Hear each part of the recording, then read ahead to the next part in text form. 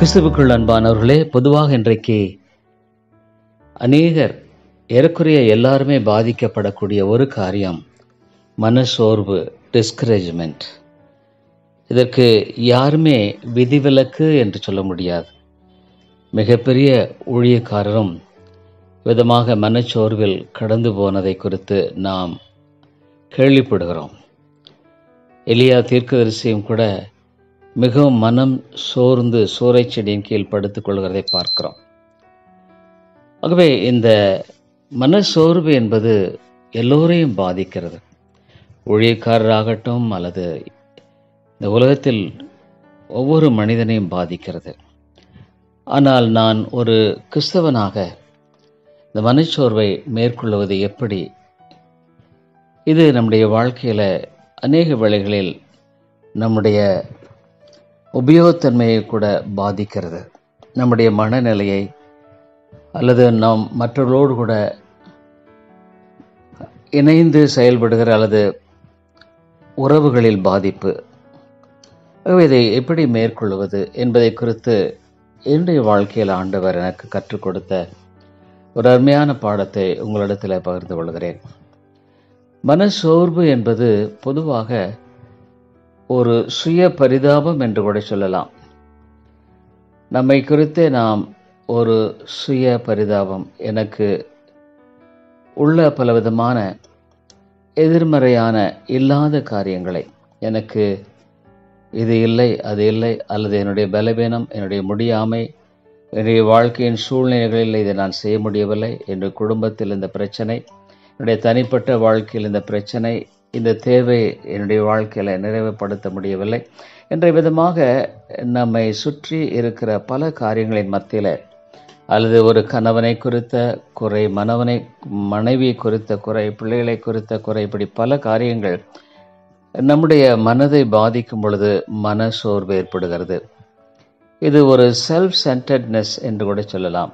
அதாவது சுயத்தை சார்ந்து வாழுகிற ஒரு வாழ்க்கை. இதற்கு என்ன வேதமானது நமக்கு பதில் சொல்லுகிறது என்பதை குறித்து நாம் பார்க்கும் பொழுது, ஆண்டவர் மிக அழகாக எனக்கு 2 காரியம் அதிகமாய் பாதித்தது. தேவன் தாமே கற்றுக் கொடுத்த இந்த 2 பாடங்கள் என்னுடைய வாழ்க்கையில் அதிக பிரயோஜனமாக இருப்பதை உங்களோடு கூட பகிர்ந்து கொள்கிறேன்.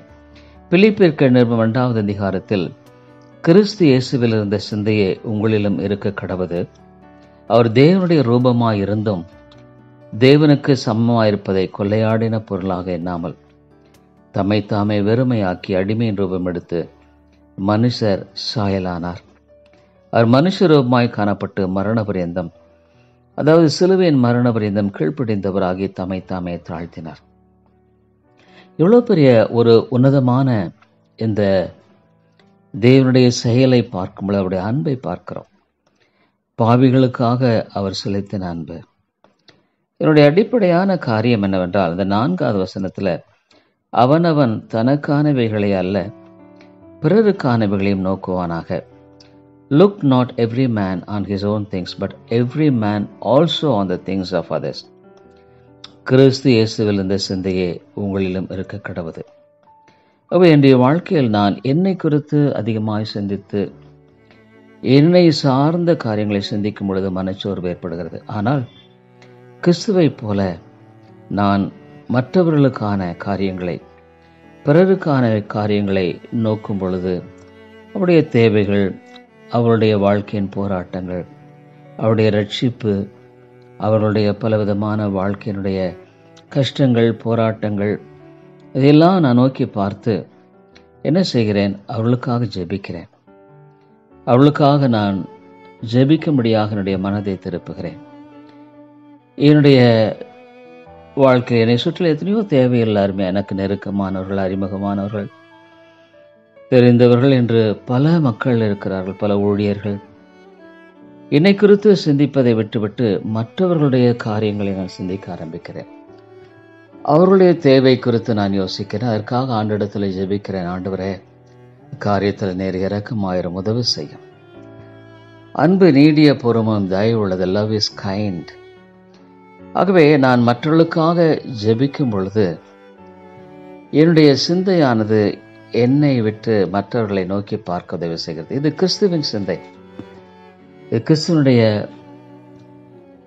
அந்த உருக்கமான அன்பு. அவர் தன்னை சிலுவையில் ஒப்புக் கொடுத்ததற்கான காரணமே இதுதான். அவர் தன்னை குறித்து சிந்திக்கவில்லை, மற்றவர்களை குறித்து சிந்தித்தார்.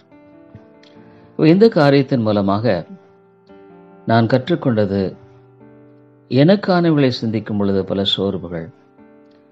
ஆனால் அந்த நேரத்தில் நான் அதை திசை திருப்ப ஒரே ஒரு காரியம், மற்றவர்களுக்காக ஜெபிப்பது. மற்றவருடைய பல தேவைகள், ஏன் என்னை விரும்பாதவர்களுக்காகவும், அல்ல ஒருவேளை என்னை மறைமுகமாக உள்ளான விதத்தில் பல விதங்களில் எதிராக சிந்திக்கிறவர்களாக இருக்கலாம். ஆனால் அவர்களுக்காகவும் நான் அதிகமாக ஜெபிக்கிறேன். அப்பொழுது என்னுடைய மனது கிறிஸ்துவுக்கொத்த ஒரு அருமையான ஒரு சிந்தைக்குள் என்னை வழிநடத்துகிறதை நான் பார்க்கிறேன். மற்றொரு வசனம் கலாத்தியர் 6:2 வசனம், ஒருவர் பாரத்தை ஒருவர் சுமந்து இப்படியே கிறிஸ்துவனுடைய பிரமாணத்தை நிறைவேற்றுங்கள். bear ye one another's burdens and so fulfill the law of Christ. கிறிஸ்துவின் பிரமாணத்தை நான் நிறைவேற்றும்படியாக, மற்றவருடைய பாரத்தை நான் சுமக்கும்படியாக அவர்களுக்காக ஜெபிக்கிறேன். ஒருவேளை நான் முடியுமானால், அவர்களுக்கு நான் ஏதாவது செய்யக்கூடுமானால் செய்ய பார்க்கிறேன். இதன் மூலமாக கிறிஸ்துவின் பிரமாணத்தை நான் நிறைவேற்றுகிறேன். ஒன்று கிறிஸ்துவின் சிந்தையை கொண்டு நான் வாழுகிறேன், இன்னொன்று கிறிஸ்துவின் பிரமாணத்தை நிறைவேற்றுகிறேன். ஆகவே என்னுடைய வாழ்க்கையில் இவ்விதமாக நான் மற்றவர்களை பக்கமாக என்னுடைய சிந்தையை திருப்பும் பொழுது எனக்குள் இருக்கிற அந்த மனசோர்வு கடந்து விடுகிறது. எனக்குள் இருக்கிற அந்த மன தளர்வு, மன பாரம், மன கஷ்டம் நீங்குகிறது. அதே சமயத்தில் மற்றவர்களுக்காக ஜெபிக்கக்கூடிய அந்த காரியத்தில் நான் மகிழ்ச்சி கொள்ளுகிறேன்.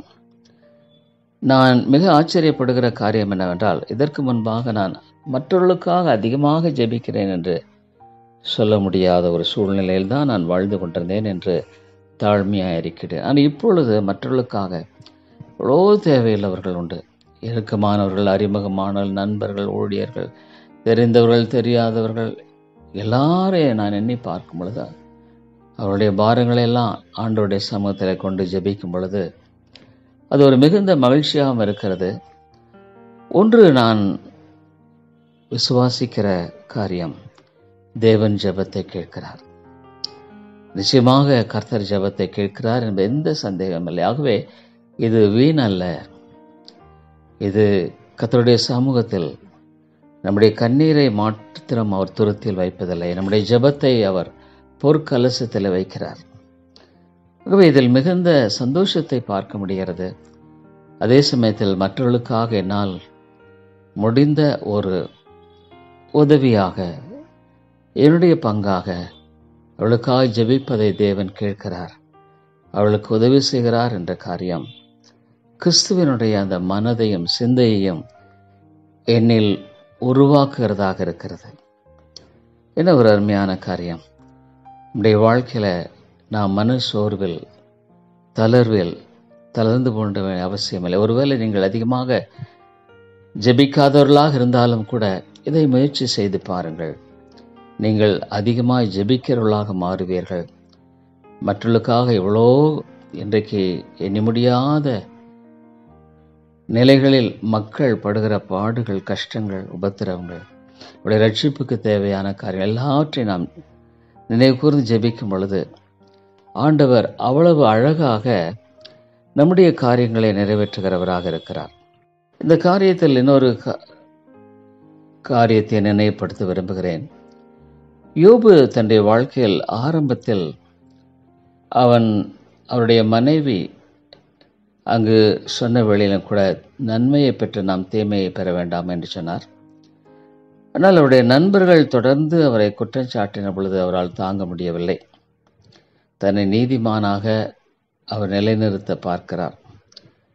கொஞ்சம் கொஞ்சமாக அவருடைய பேச்சில் நாம் பார்க்கும் பொழுது ஆண்டவர் பேரிலேயே அவருக்கு சிறிது மன கஷ்டம், மன தாங்கள் வருகிறதை பார்க்கிறோம்.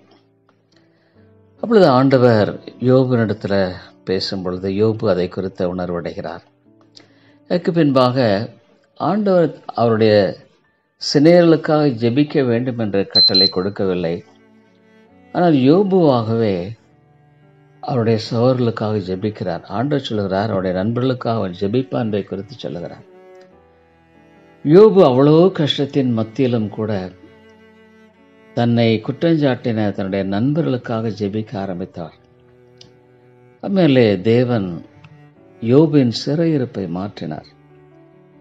யோபை இரட்டிப்பாக ஆசீர்வதித்தார். நாம் மற்றவர்களுக்காக ஜெபிக்கிற ஜெபம் வீணல்ல. நம்முடைய சொந்த ஆவிக்குரிய வாழ்க்கைக்கு இது மிக பிரயோஜனமாக இருக்கும். என்னுடைய ஆவிக்குரிய வாழ்க்கையில் இது மிகவும் பிரயோஜனமாக இருக்கிறது என்பது நிமித்தமாகத்தான் இதை மற்றவர்களோடு பகிர்ந்து கொள்ள வேண்டும் என்ற பாரத்தோடு இதை பகிர்ந்து கொள்கிறேன். இது நிச்சயமாக என்னுடைய வாழ்க்கையில் எவ்வளோ பெரிய ஒரு விடுதலை கொடுக்கிறது.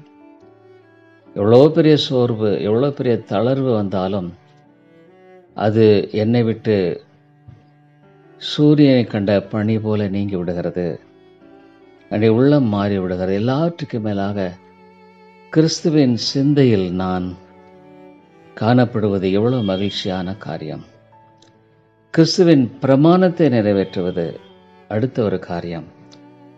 மற்றவர்களுக்கு நான் ஒரு பிரயோஜனமான பாத்திரமாக இருப்பேனானால் அது இயேசுவைப் போல நானும் என்னுடைய வாழ்க்கையில், என்னுடைய ஊழியத்தில் ஒரு சிறிய பங்களிப்பை கொடுப்பதற்கு எனக்கு கர்த்தர் கொடுத்திருக்கிற ஒரு ஸ்லாக்கியமாகவே இதை எண்ணுகிறேன். நீங்களும் தயவுசெய்து உங்களுடைய வாழ்க்கையில் எந்த காரியத்தை முயற்சித்து பாருங்கள். உங்களுடைய வாழ்க்கையில் மிகுந்த சந்தோஷம் இருக்கும். ஆண்டவருடைய கிருபையும் அன்பும் உங்களை அதிகமாய் ஆட்கொள்ளும். நீங்கள் முன்பை விட அதிக சந்தோஷமுள்ளவர்களாக காணுவீர்கள். மன சோர்வையும் தளர்வையும் நீங்கள் மேற்கொண்டு வாழுகிற ஒரு பெரிய காரியமாக உங்களுக்கு அமையும் பொழுது பவுல் சொன்னமாக எல்லாவற்றிலும் எங்களை வெற்றி சிறக்க பண்ணுகிற கிறிஸ்து என்று சொல்லுகிற அந்த வசனம் உங்களுடைய வாழ்க்கையிலும் நிறைவேறும். தயவுசெய்து இதை கேட்டு விட்டு விடாதீர்கள். இது மிக ஒரு அருமையான ஒரு ஆவிக்குரிய பாடம்.